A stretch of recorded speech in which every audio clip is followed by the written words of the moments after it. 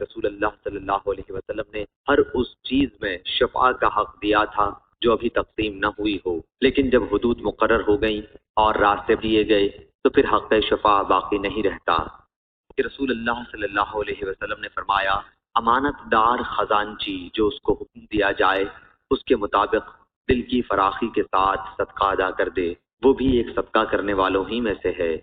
نبی کریم صلی اللہ علیہ وسلم نے پچنا لگوایا، اور آپ صلی اللہ علیہ وسلم کسی کی مزدوری کے معاملے میں کسی پر ظلم نہیں کرتے تھے۔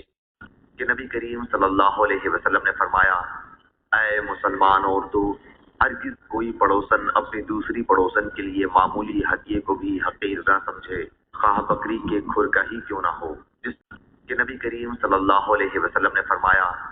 اے مسلمان عورتوں، ہرگز کوئی پڑوسن اپنی دوسری پڑوسن کے لیے معمولی ہدیے کو بھی حقیر نہ سمجھے، خواہ بکری کے کھر کا ہی کیوں نہ ہو۔ جس کہ رسول کریم صلی اللہ علیہ وسلم نے فرمایا، اگر مجھے بازو اور پائے کے گوشت پر بھی دعوت دی جائے تو میں قبول کر لوں گا، اور مجھے بازو یا پائے کے گوشت کا تحفہ بھیجا جائے تو اسے بھی قبول کر لوں گا۔